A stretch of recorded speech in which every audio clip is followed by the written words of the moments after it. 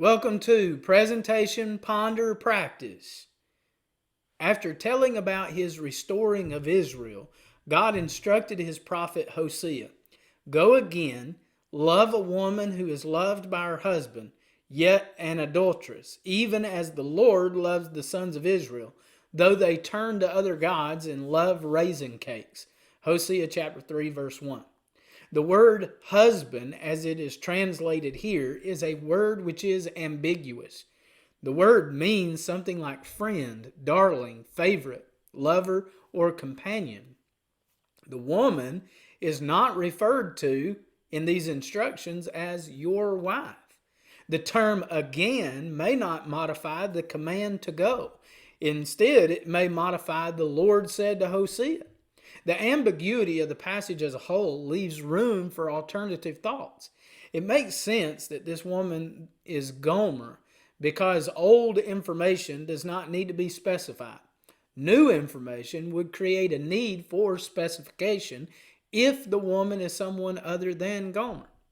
The woman is an adulteress, pointing out that she is married but unfaithful to her husband.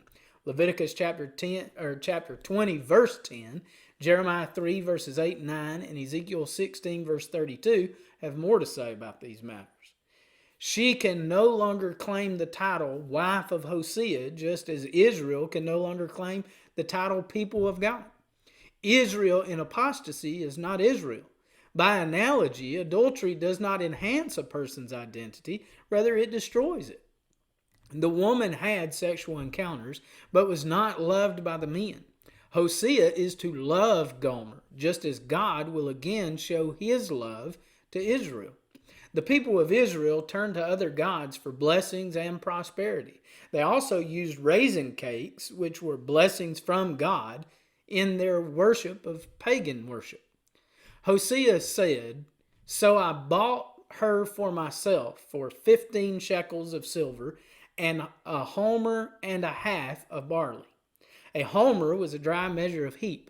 It is not known for sure what the measure was, but it is believed because of archaeological site finds that it was 9¼ bushels, about 327 liters, or about two 42-gallon drums. Hosea paid a significant amount. Since it was paid in money and goods or commodities, Hosea probably did not have enough money to outright buy her. The word bought includes an understanding of barter. The significance is that he managed to buy her for himself. Suggestions have been made as to what Hosea bought Gomer back from: slavery, a second husband, which is unlikely, or a temple prostitute role. But there is no more evidence than what we have in this passage, and we simply do not know. Hosea then said to the woman, "You shall stay with me for many days. You shall not play the harlot, nor shall you have a man or husband, so I will also be toward you." These words are best understood when the term "so" is translated as "then." Hosea would take Gomer to be with him many days, during which she was not to prostitute herself, nor be with any man, including himself. Then Hosea would be hers. This interpretation aligns with the analogy of God and Israel, which comes next. "For the sons of Israel will remain for many days without a king or prince." Preferring a king over Yahweh or God's leadership could be a rejection of God, like 1 Samuel chapter 8, verse 7. But it was approved of God in the Davidic covenant, 2 Samuel chapter 7. Remaining without sacrifice is made good or evil based on to whom the sacrifice and offering is made and with what attitude it's given. Sacred pillar references memorial stones used in honoring pagan gods, Exodus 23 verse 24 and Deuteronomy 16 verse 22. But this had come to be carried out by the Israelites in honoring God, Genesis 28 verse 18 and Isaiah 19 verse 19. The ephod refers to a sacred garment of the priest, Exodus 28, verses 28 through 30. Remaining without an ephod implies the non-use of priest and temple worship. The last items, household idols, suggest strongly that all of the terms are to be considered in their negative use, being that they would be stopped for many days.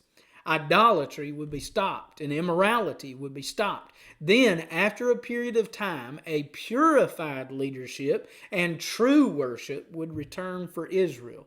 Ezekiel 37 verse 24, Micah 3 verse 3 would be in agreement, while Hosea would return to conjugal relations with Gomer as husband and wife. Afterwards, the sons of Israel will return and seek the Lord their God and David their king. Return and seek bring to mind repentance. Repentance would find Israel with a new king, David the messianic king, as a matter of fact. Unity and security come through seeking God and his Messiah, his king, Jesus Christ, as he's known in the New Testament. Listen to Romans 11 verse 23. And they also, if they do not continue in their unbelief, will be grafted in, for God is able to graft them in again. Gomer and Israel share the same experience of trembling upon their return and experience goodness. The fulfillment of these things takes place in the last days, which is better translated as at the end of the days. At the end of the days, God will fulfill all he has promised. Since the time of fulfillment is separated from the time of the prophet, the restored Israel must live in hope and expectation of redemption and vindication.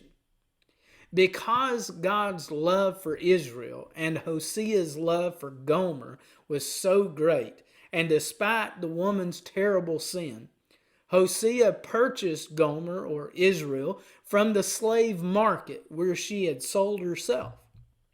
The woman will return to her husband, Hosea or God in each case, but remain without some blessings for a period of time. The blessings, though, will be restored to Gomer by Hosea at some point in the future. The blessings will be restored to Israel by God at the end of the days. Be thankful for God's great love, his faithfulness to forgive and restore, his blessings now, and his promised blessings to be received in the future. May God bless you.